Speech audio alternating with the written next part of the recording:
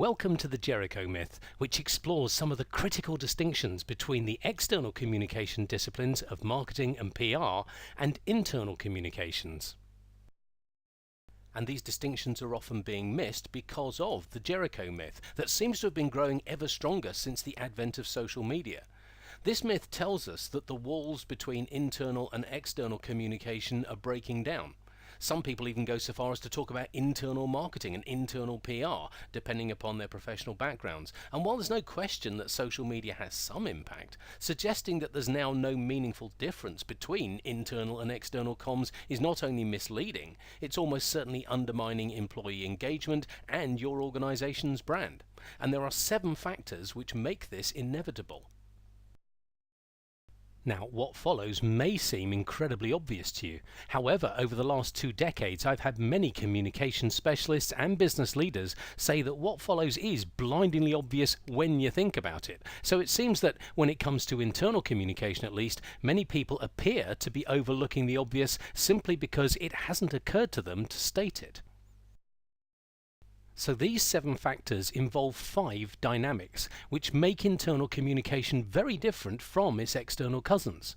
These include the financial dynamics, an emotional dynamic, the audience dynamic, the relationship dynamic, and finally the silo dynamic. And on top of these, there's also an arcane phenomenon, which becomes particularly significant when audiences are internal, and a principle which makes unique demands of communications with people who are in-house. And together, these 7 factors have profound implications for 4 key communication activities: the briefing process, copywriting standards, the way you get communications approved and signed off, and the unique demands of research into what that internal audience wants and needs. So let's begin with the financial dynamic and recognize that whether the audience is internal or external, the business has to pay for the communications to be produced and put in front of its target audiences. However, when the audience is internal, it also has to pay for the time the audience is going to be spending receiving that communication, time which, when the audience is external, comes for free. So immediately we can see that wasting internal audience time carries a direct business cost which marketing and PR comms can't incur, which means the way we identify internal audiences needs to take this into account, when an external communication doesn't need to. Now, while that may seem like a relatively minor consideration, the implications of this can be huge. To understand why, we need to make a distinction between internal communication investments and internal communication costs.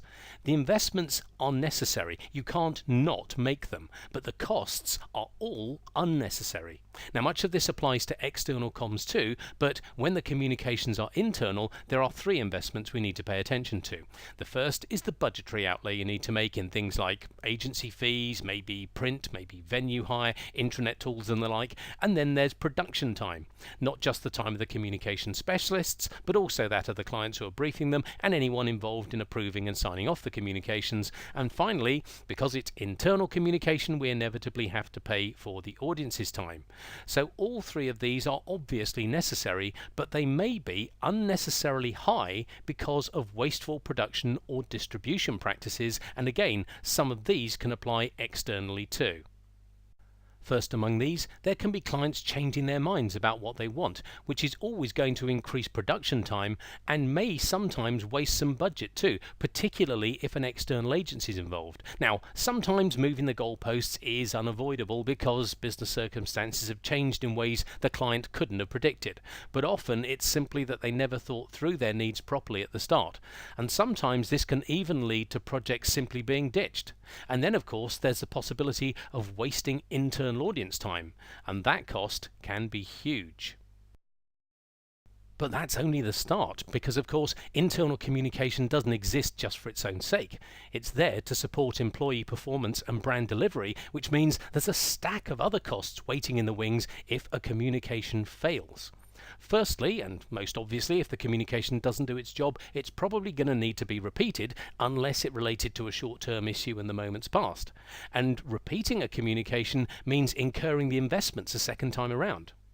Then, if a communication fails, it's likely to mean people having to work without all the information they need, which can give rise to mistakes and misunderstandings, which take time to put right, not to mention damaging the brand reputation and having other potential consequences too.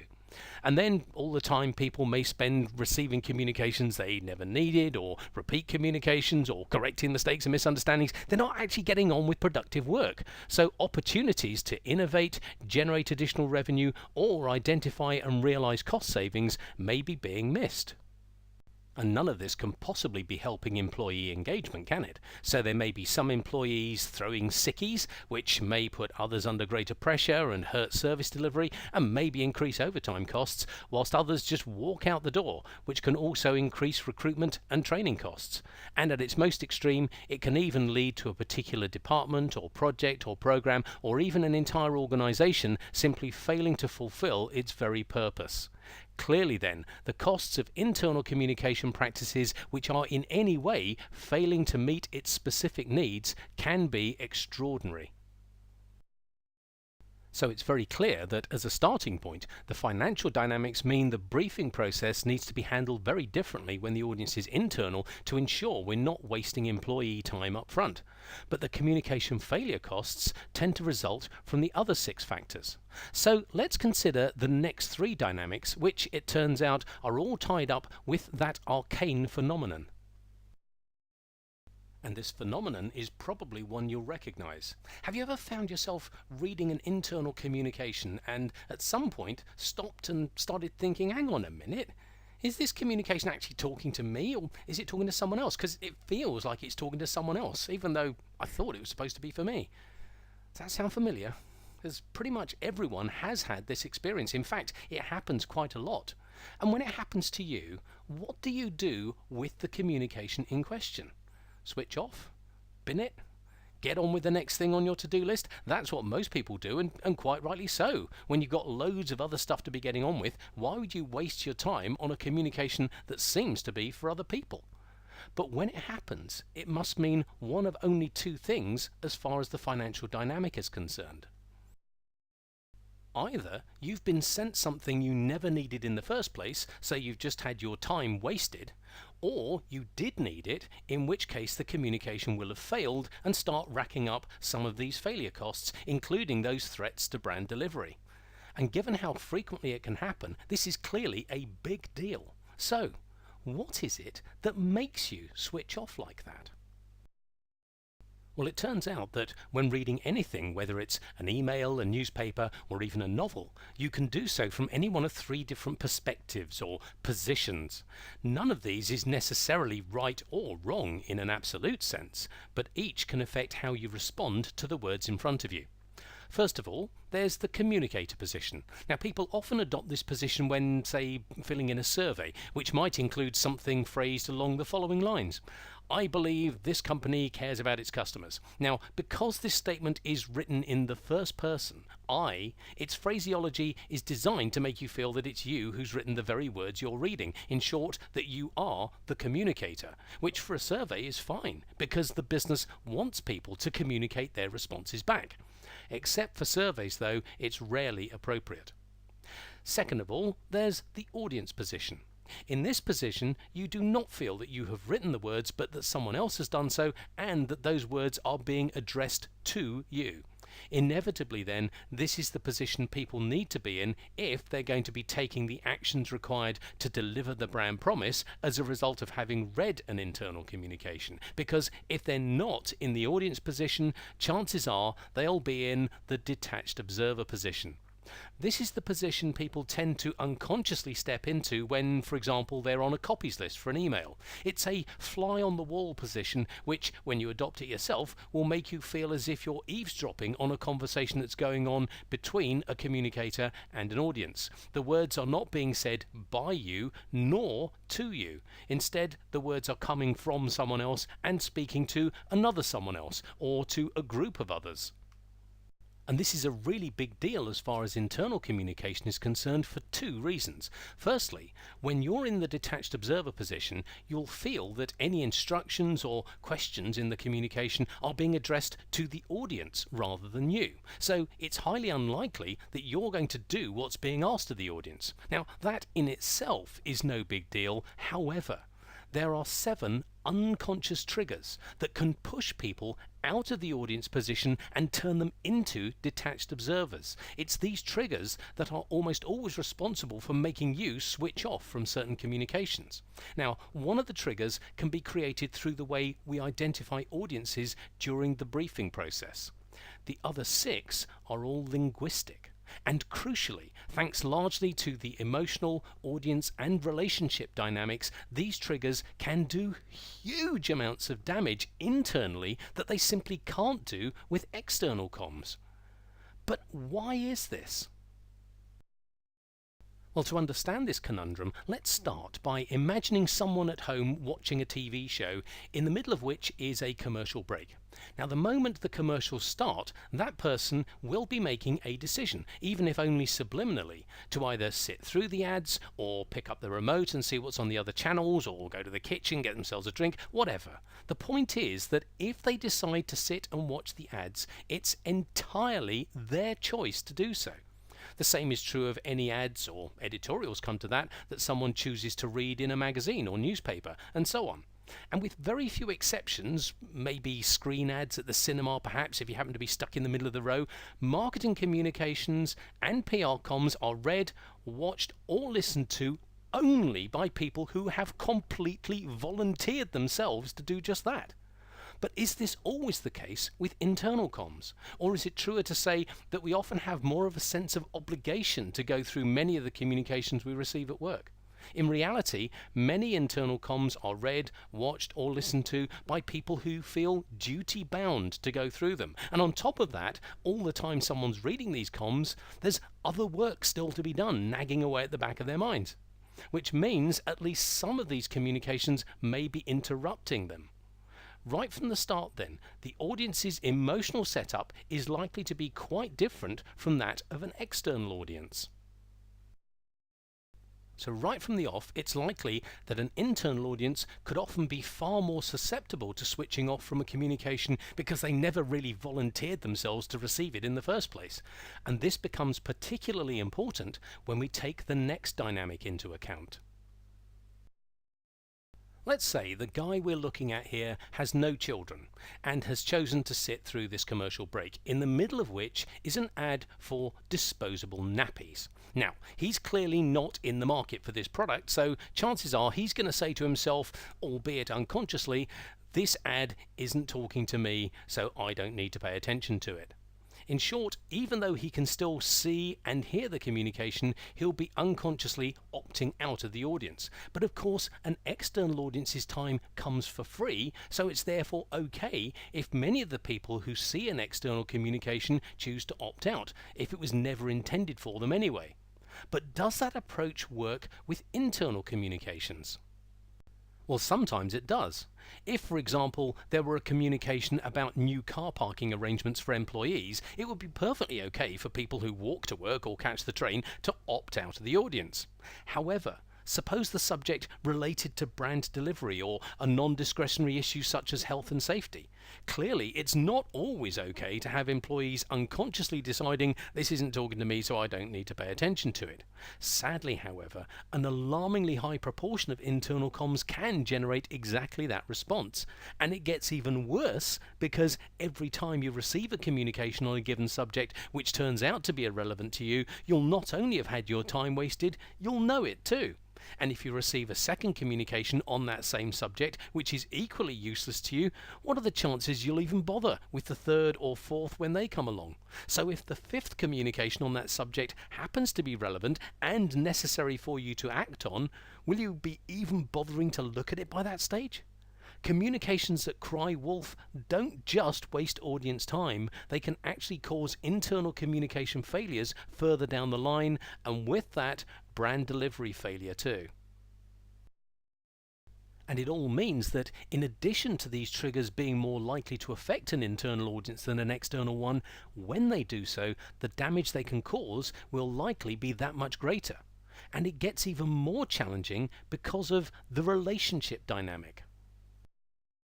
With external communications, the relationship between communicator and audience is usually clean and simple. In essence, it's a case of we, the business, are talking to you, the customer, about this, the proposition. It's pretty much always the case that the communication comes from the business. But if we try that with internal comms, we'll often end up with a situation which sounds like this. We, the organization, are talking to you, the organization, about us, the organization. And this is only one of the ways in which just one of the 6 linguistic triggers can cause problems. There are many, many others. So it can often be much harder for internal audiences to be clear about whether or not they're being spoken to, which means the likelihood of them becoming confused and switching off is much greater than it could ever be for an external audience. So when dealing with internal communication, we have a situation in which the audience is more susceptible to being switched off by these triggers, where there will likely be greater brand damage if they are switched off, and where the triggers are far more likely to be present. And the financial consequences could be huge. Importantly though, we can use these insights not only to improve internal communication, but potentially external comms too, by helping to smooth the way when it comes to getting them approved and signed off. Let's just think about this for a moment. When someone is approving a communication, from which position will they be doing so? Communicator, audience, or detached observer? The truth is, we don't know, and chances are that, consciously, neither do the people doing the approving. After all, there is no absolutely right position to adopt as such. However, let's just do a little thought experiment here and imagine that a communication is being signed off by 3 people. And let's also imagine that one of those people is doing this from the communicator position, one from the audience position, and the third person is doing so as a detached observer. This is perfectly possible. So, what are the chances they'll all have exactly the same emotional responses to the words in front of them? Interesting, is it not? And even more interesting is the fact that the positions people adopt represent just one of 5 unconscious processes they can use in numerous different ways, each of which can affect their gut reactions to what they're reading. Is it any wonder the approvals process can so often get stuck? So, getting to grips with the detached observer phenomenon is not only vital for the internal communication briefing process and for copywriting standards, it can also be of huge benefit to the approvals process too, and not only for internal comms, but for external comms as well. So the implications of these 3 dynamics and the detached observer phenomenon are clearly huge. But what about the silo dynamic? Let's say, for the sake of argument, that as a result of a marketing campaign, you've decided to buy yourself a new phone. Now, does it matter that the person who lives, say, 2 doors down from you doesn't know that you've done this? Almost certainly not. I mean, why would it? However, if there's an initiative at work and you decide to act on it, it may well be necessary for others, your boss for one thing, to know you're going to do so, or that you're not going to do so. In other words, with internal communications, it's invariably the case that the left hand has to know what the right hand is up to, but with external communications, there is no left hand. So when doing internal communicating, we must take into account the needs of people that we don't need to concern ourselves with when it comes to external comms. But we also can't justify communicating with internal people unnecessarily. Clearly then, the briefing process we might use for Marcoms or PR was never designed to handle these arcane demands of internal communication, and rightly so. External comms have a different job to do. But it does tell us we need to rethink the internal communication briefing process from the ground up, and even more so when we consider something called the SMART-EAT principle. The SMART-EAT principle recognizes that if employees are going to perform any task to the best of their ability, they need some or all of the following resources. Firstly, they need to have the right skills, and if there's any budgetary outlay involved, they're obviously going to need that money. Then they need to have the authority to do what's being asked of them and to know they have it. It's amazing how often employees don't perform as they might because they think they're not allowed to. Then, of course, they also need to be clear about their responsibilities and to have enough time to do the work and access to the right information. And often they may need to rely on certain equipment too. Now, if employees have all these resources, we could reasonably say they've got the ability to do what's being asked of them. And on top of that, of course, they also need the desire as well.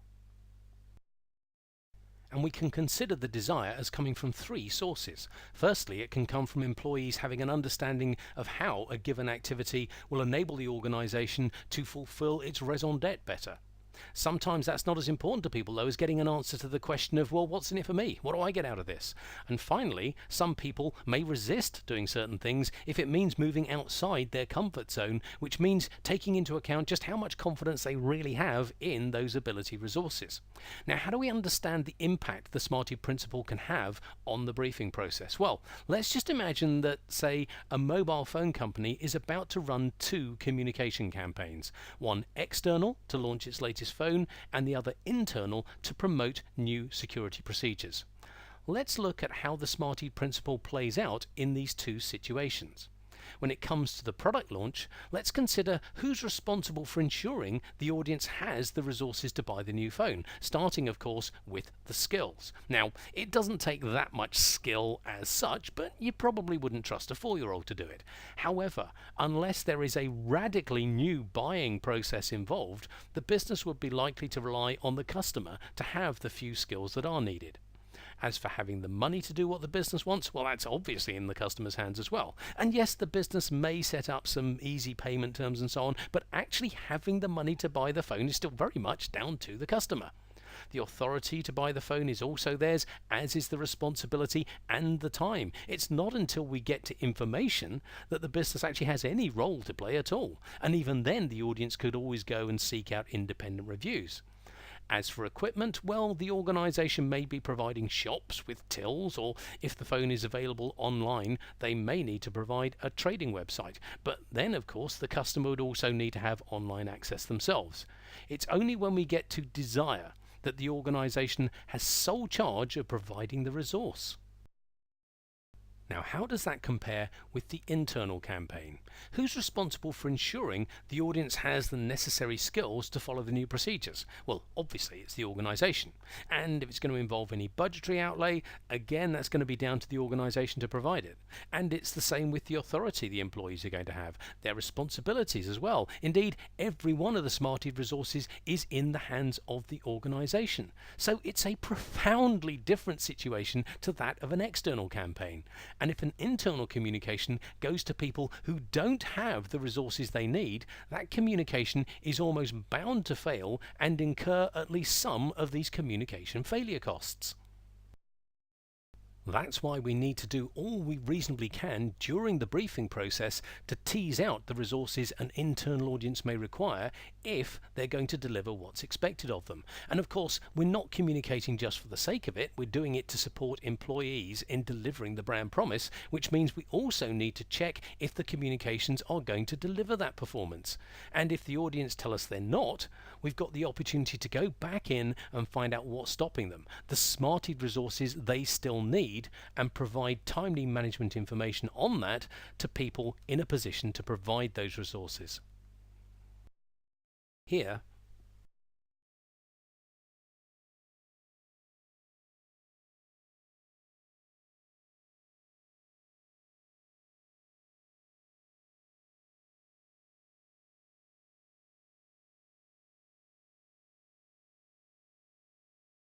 Here, both the financial and emotional dynamics demand that internal communications go only to people who need them. The financial dynamic because we have to pay the internal audience for their time, and the emotional dynamic because we can't afford to cry wolf. Then the silo dynamic demands that the left hand knows what the right hand's doing, so we need to include people we wouldn't need to think about when communicating externally, but of course doing this without wasting the time of people who don't need the communication. And because we can't afford to switch people off, we need to target the communication with an exceptional level of precision, which can ensure everybody is able to feel this is talking to me. And to help ensure that the brand delivery is viable, we also need to tease out any smarted resources the audience may need but don't currently have. In short, this process needs to be so different from those appropriate for external comms that it really needs building from scratch. When it comes to copywriting standards, we have 5 main factors to consider. So, deep breath, here we go.